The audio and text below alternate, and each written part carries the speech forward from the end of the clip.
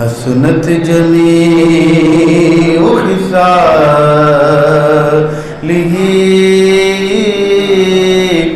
صلوا علیہ وآلہ بلغ العلا بکمالہ کشف الدجى بجمالہ۔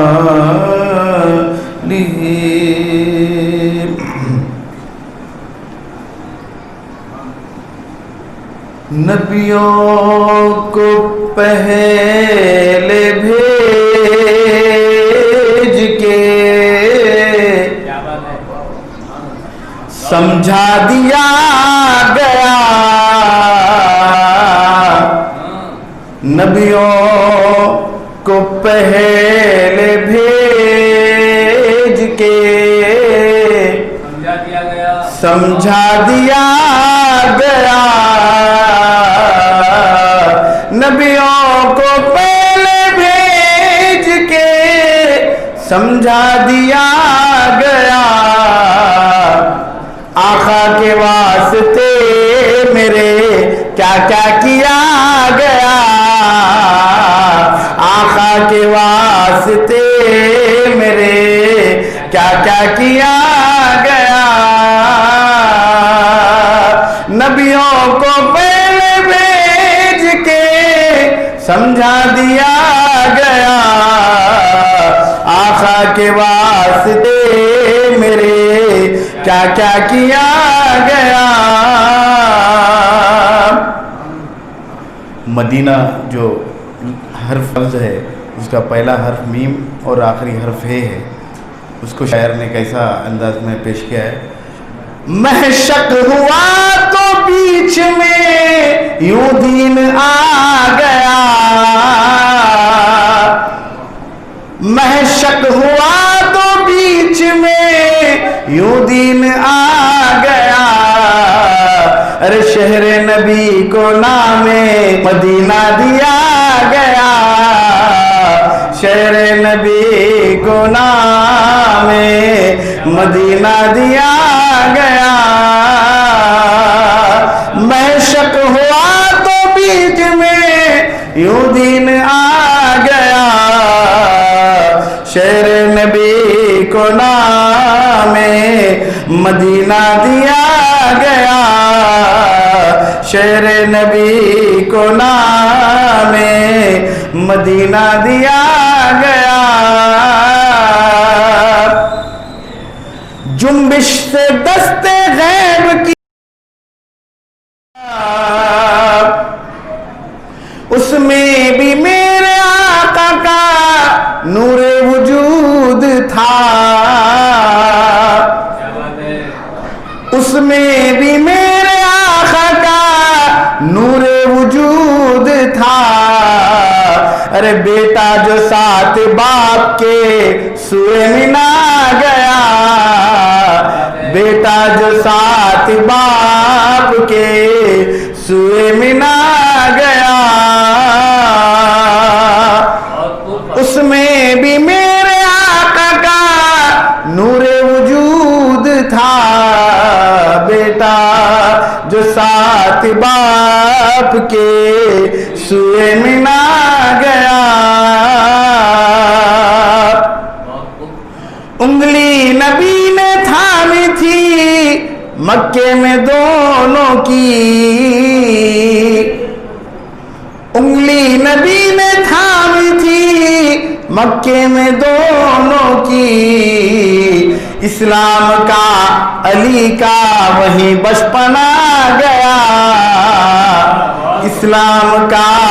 علی کا وہیں بچپنا گیا، انگلی نبی نے تھامی تھی مکے میں دونوں کی، اسلام کا علی کا وہی بچپنا گیا، آقا کا امتحان کوئی لینے آیا تھا،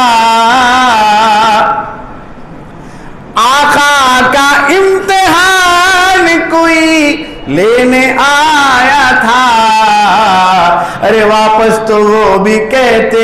ہوئے واہ واہ گیا، واپس تو وہ بھی کہتے ہوئے واہ واہ گیا، آقا کا امتحان کوئی لینے آیا تھا، واپس تو وہ بھی کہتے ہوئے واہ واہ گیا، وہ بھی تو ایک طواف کے لائق ہی نام ہے،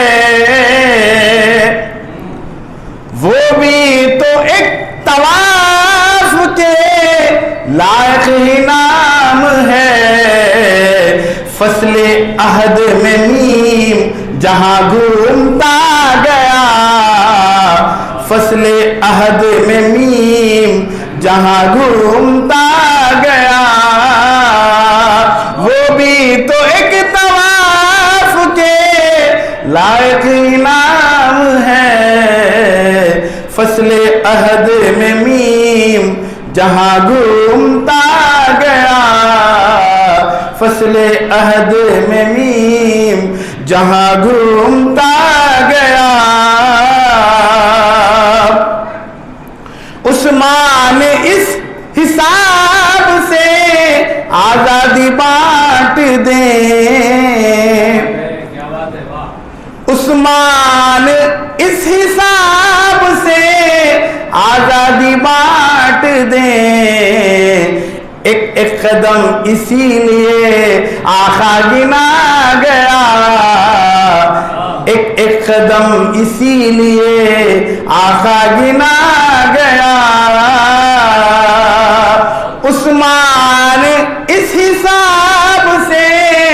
آزادی بانٹ دیں، ایک ایک قدم اسی لیے آقا گنا گیا، ایک ایک قدم اسی لیے آقا گنا گیا، اسران آسماں سے اترتے ہوئے کہا، اسران آسماں سے اترتے ہوئے کہا، ارے کب ان بلندیوں پہ کوئی دوسرا گیا، کب ان بلندیوں پہ کوئی دوسرا گیا، اسران آسماں سے اترتے ہوئے کہا، کب ان بلندیوں پہ کوئی دوسرا گیا، کیا جانے اور کیا کیا وہاں ہے حضور کا، کیا جانے اور کیا کیا وہاں ہے حضور کا، نقش قدم بھی عرش پہ جب رکھ لیا گیا، نقش قدم بھی عرش پہ جب رکھ لیا گیا، کیا جانے اور کیا کیا وہاں ہے حضور کا، نقش قدم بھی عرش پہ جب رکھ لیا گیا، اقصی نواز شب کی جماعت کے طرز پر،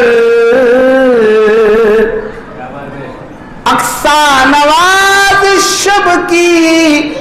جماعت کے طرز پر، ارے صف باندھنے کا ہم کو سلیقہ دیا گیا، صف باندھنے کا ہم کو سلیقہ دیا گیا، اقصی نواز شب کی جماعت کے طرز پر، صف باندھنے کا ہم کو سلیقہ دیا گیا، احکام رب کی راہ میں ہجرت کے پاؤں سے، کام رب کی راہ میں ہجرت کے پاؤں سے کعبے کا کعبہ سوئے مدینہ چلا گیا، کعبے کا کعبہ سوئے مدینہ چلا گیا۔ جب بھی جمیل پھول ہی یا زخم ہی ملا، جب بھی جمیل پھول ہی یا زخم ہی ملا،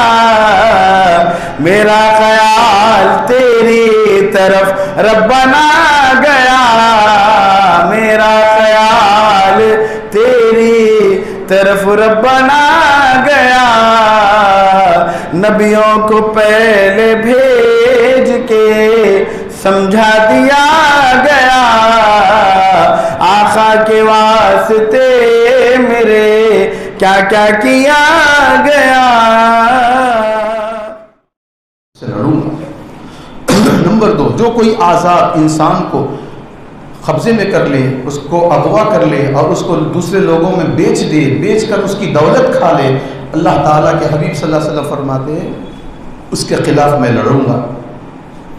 نمبر 3، جو مزدور ہے،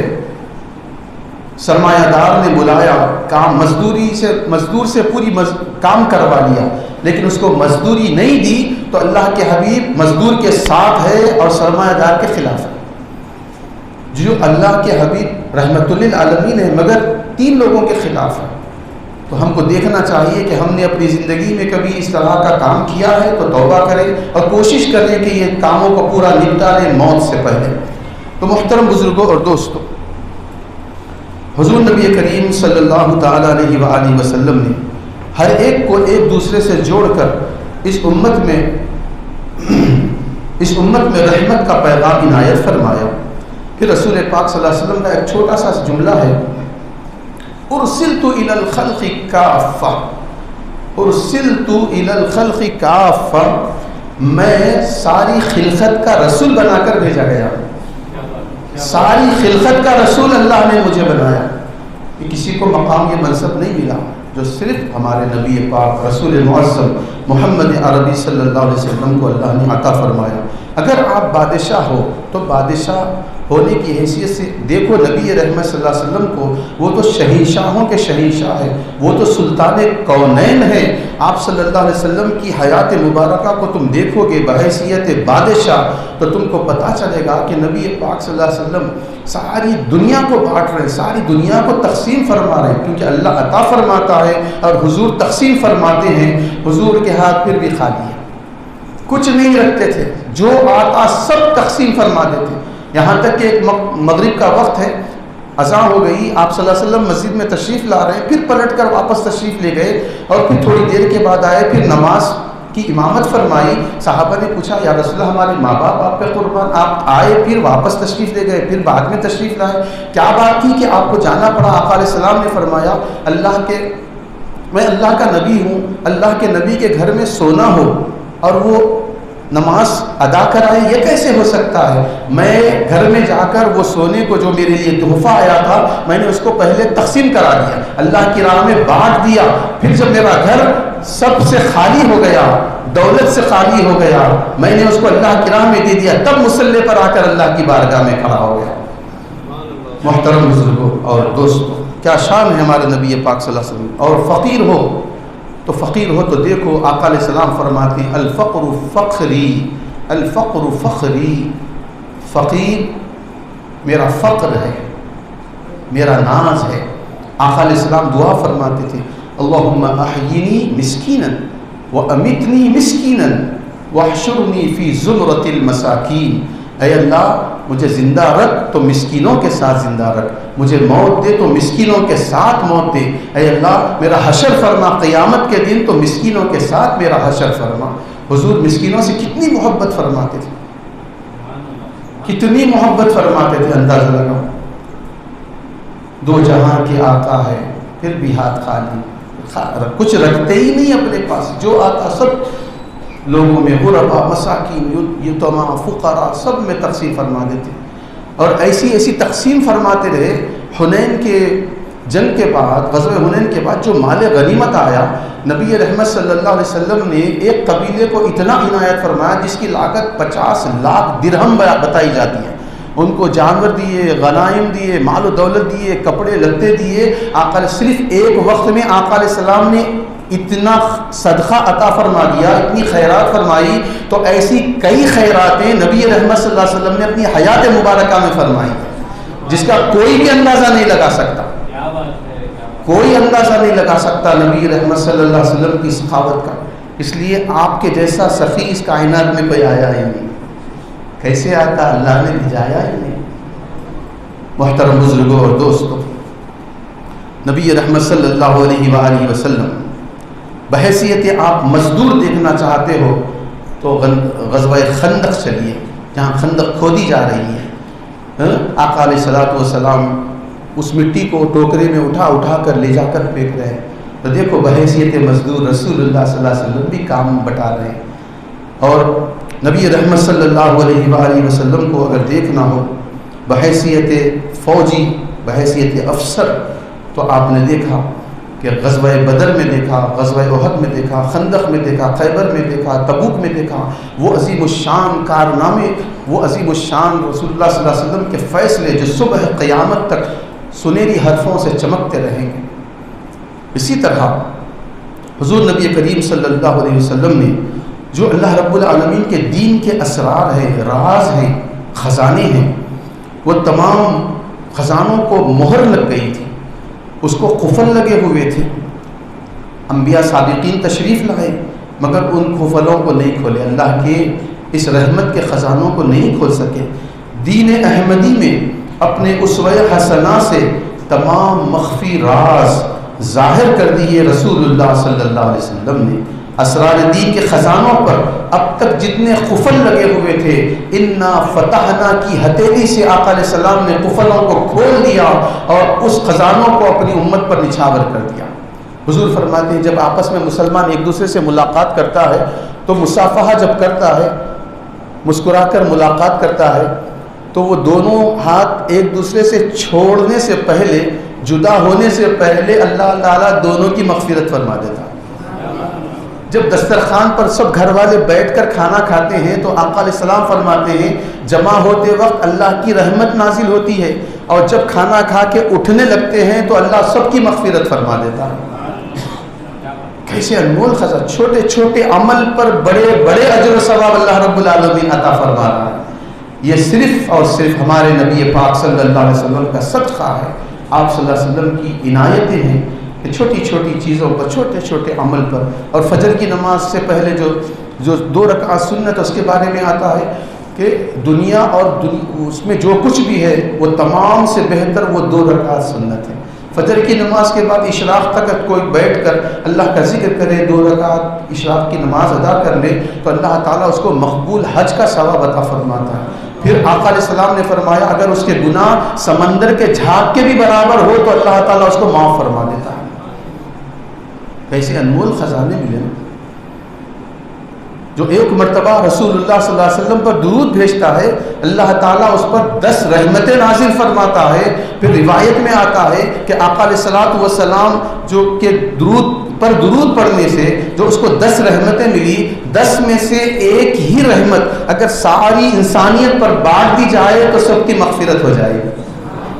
10 کتنے رحمتیں حاصل کرنا ہے کرو. اب جس کا جتنا ظرف ہے اتنی اطاعت کرو، اتنی اتباع کرو، اتنی پیروی کرو، اتنی تعظیم کرو، اتنی محبت کرو. پھر دیکھتے چلو کہ منزلیں کیسے آسان سے آسان ہو جاتی ہیں، پردے کیسے ہٹتے چلے جاتے ہیں، اور اللہ رب العالمین کے انوار و تجلیات کا کیسے نزول ہوتا ہے. آقا علیہ السلام نے ارشاد فرمایا اے لوگو تم سب کنگھی کے دندانوں کے جیسے ہو،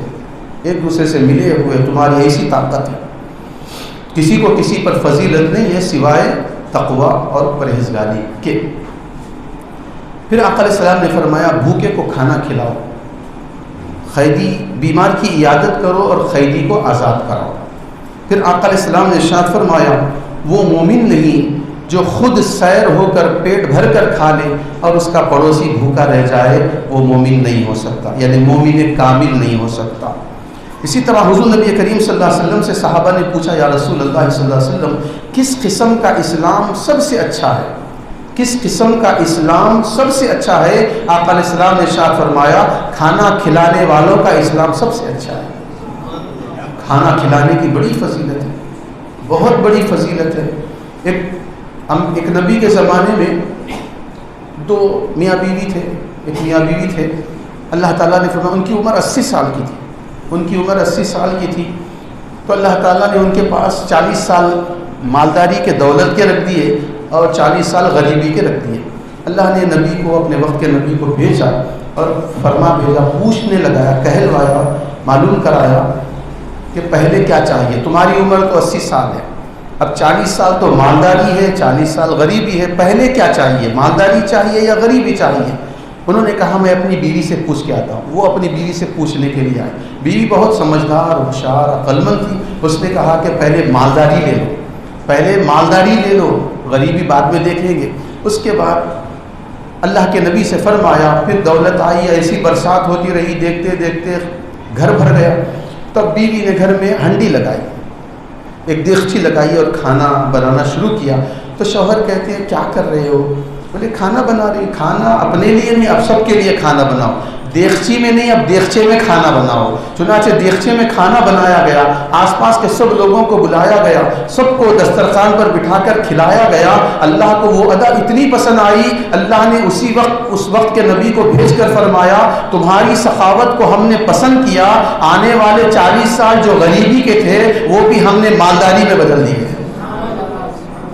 کھلانے کی بڑی فضیلت ہے، کھانا کھلاؤ، کھانا کھلاؤ، کسی کو وقت دو، کسی کو مشورہ دو، کسی کا ساتھ دو، کچھ تو دو، جس کو جو ضرورت ہے، جو دے سکتے ہیں وہ دو۔ اصل دین، اصل اسلام یہی ہے، کسی کے کام آ جانا، یہ دین ہے، یہی اسلام کی خوبی ہے۔ محترم بزرگوں اور دوستوں، حضور نبی کریم صلی اللہ علیہ وسلم نے ارشاد فرمایا کسی کو 3 بیٹیاں ہیں یا 3 بہنیں ہیں، ان کی اچھی پرورش کرتا ہے تو وہ ضرور جنت میں جائے گا۔ سرکار فرماتے ہیں کہ وہ ضرور جنت میں جائے گا۔ پھر آقا علیہ الصلوۃ والسلام نے 7 ایسے لوگوں کا جو اللہ کی رحمت کے سائے میں ہوں گے قیامت کے دن، میں آخری بات آپ سے عرض کر رہا ہوں، 7 ایسے لوگ جو اللہ کی رحمت کے سائے میں ہوں گے۔ قیامت کے دن کسی کا سایہ تو ہونے والا نہیں، اللہ کی رحمت کا سایہ ہے۔ اللہ کے حبیب صلی اللہ علیہ وسلم فرماتے ہیں 7 ایسے لوگ ہوں گے جو قیامت کے دن اللہ کے عرش کے سائے میں ہوں گے۔ نمبر 1، عادل بادشاہ، عادل حکمران۔ اب آپ اپنے گھر کے رسپانسیبل ہیں تو آپ کی یہ رسپانسبلٹی ہے کہ آپ اپنے گھر والوں کا پورا خیال رکھیں۔ اگر بستی کے لیڈر ہے تو بستی کے لوگوں کو دیکھنا، یعنی جس ذمہ داری کو اللہ نے آپ کے حوالے کیا وہ ذمہ داری کو پورا کرنے والا عادل حکمران کہلاتا ہے۔ اور ایسے لوگ جو اپنوں کا خیال رکھتے ہیں اور اپنی ذمہ داری کو پوری کرتے ہیں، اللہ تعالیٰ کل قیامت کے دن اپنے عرش کے سائے میں ان کو جگہ عطا فرمانے گا۔ ہم بھی اس کے حقدار بنیں گے،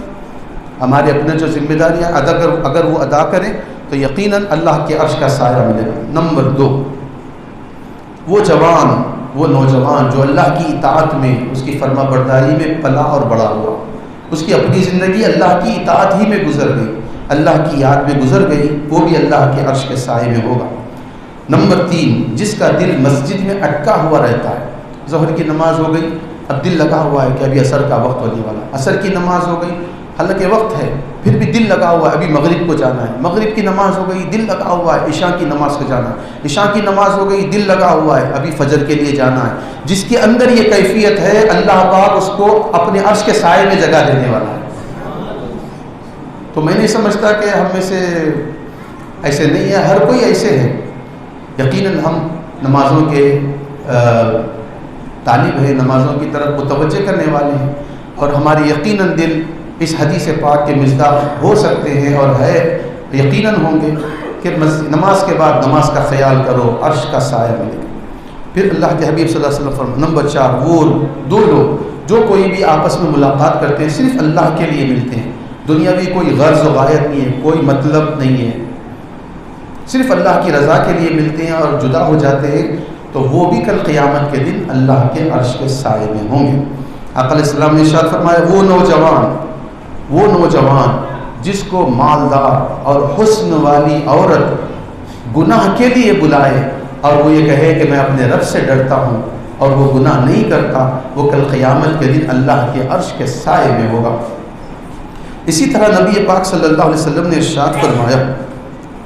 صدقہ دینے والا جو صدقہ دیتا ہے ایک ہاتھ سے دے تو دوسرے ہاتھ کو پتہ نہ چلے کہ کیا دیا کتنا دیا، دوسرے ہاتھ کو پتہ نہ چلے کہ کیا دیا کتنا دیا، وہ کل قیامت کے دن اللہ کے عرش کے سائے میں ہوگا۔ اور نمبر 7 وہ جو تنہائیوں میں رات کے اندھیروں میں جبکہ سب سو رہے ہیں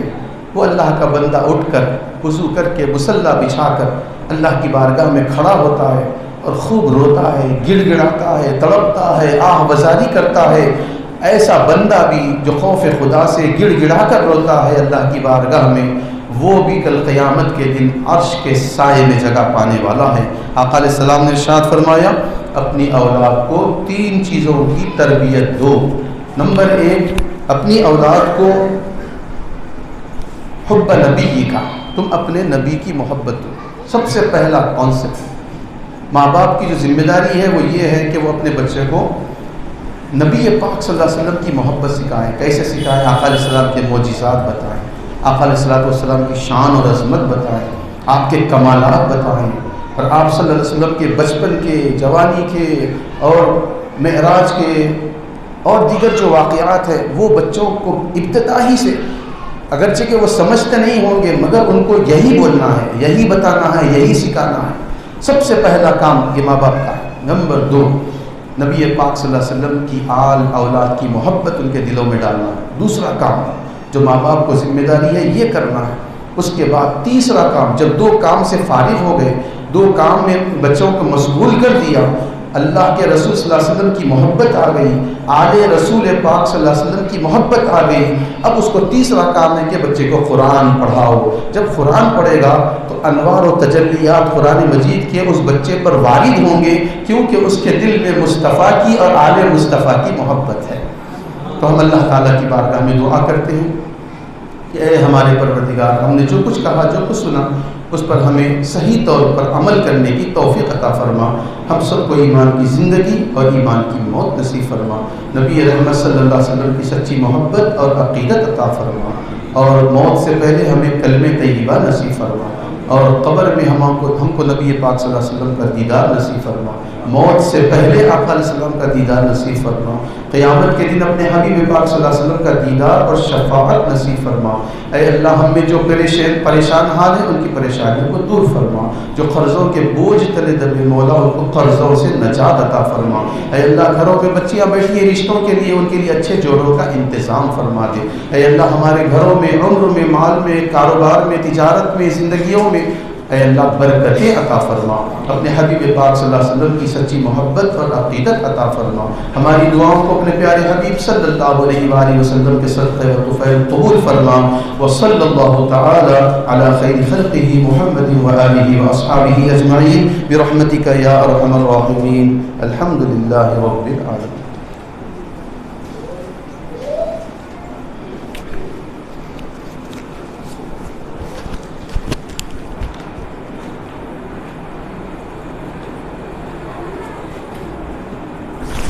حاضرین کرام، الحمدللہ حضرت مولانا علی محمد نقشبندی قادری صاحب کامل الحدیث جامعہ نظامیہ و خطیب امام مسجد پیرومیہ بڑا ہی مدلل، مفصل، مکمل سیرت پاک پہ مختلف گوشوں کو الحمدللہ آپ نے سیر حاصل بیان کیا۔ اللہ ہم کو اس پر عمل کی توفیق عطا فرمائے، اور الحمدللہ ہمارے اس میلاد النبی کے مبارک جلسوں میں اگرچہ کہ ہم یہ کام یکم ربیع الاول کو کرنا چاہتے تھے مگر کمپیوٹرائز کام میں کچھ تاخیر ہو گئی تھی، ہمارے صاحبزادے حافظ قاری ڈاکٹر سید شاہ خلیل اللہ بشیر اویس نے یہ کتاب الاربعین لکھی تھی، عظمت مصطفیٰ، شان مصطفیٰ پر 40 حدیث جمع کی تھی، عربی اور اردو میں تھی۔ اب انہوں نے، میں نے کہا کہ آج ذرا دنیا انگریزی کی طرف مائل ہے، تو انہوں نے عظمت مصطفیٰ کے ان احادیث کو عربی میں، انگلش میں اور اردو میں جمع کیا ہے، اور بڑی الحمدللہ بڑی کام کی کتاب ہے، آپ ضرور حاصل کریں گے۔ پرسوں یعنی ہفتے کے دن ہمارے مغرب کے فوری بعد مولانا مفکر اسلام مفتی خلیل احمد صاحب کے دستِ مبارک سے اجرائی ہوگی، مولانا مفتی نظیم الدین صاحب نگرانی کریں گے اور مولانا قبول بشر صاحب قبلہ صدارت فرمائیں گے، اور اس خواتین کے لیے پردے کا نظم رہے گا۔ آپ کل بھی ایک دن ہمارا مولود ہے، مگر میں پرسوں کی ابتدا کا رخصہ چھپایا، کل بھی انشاءاللہ ہمارا مغرب کا عشاء پروگرام ہوگا، اور پرسوں یعنی 11 ربیع الاول شب میلاد سمجھیے، ہفتے کے دن، بڑی یوں کہ وہ رات خود اہم ہے، حضور کی پیدائش کی رات ہے، تو یہ کتاب عظمت مصطفیٰ کی بڑی پیاری ہوگی کہ انشاءاللہ آپ حضرات ضرور حاصل کریں، اور میں سمجھتا ہوں آپ پڑھتے جائیں تو حضور کی محبت آتی جائے گی، اس میں بے شمار حضور کی شفاعت مبارک پر بیان ہے، توسل پر ہے، افضل مصطفیٰ پر ہے، تو وہ بہت اہم اجلاس ہوگا ہمارا، وہ آخری اجلاس ہوگا، اور پھر 12 ربیع کا پروگرام تو آپ کو معلوم ہے، فجر کے بعد ہم میلاد جلوس نکالیں گے محل ہمیشہ کی طرح، پھر خطبہ میلاد النبی ہوگا، پھر تبرک کا اہتمام ہوگا، اور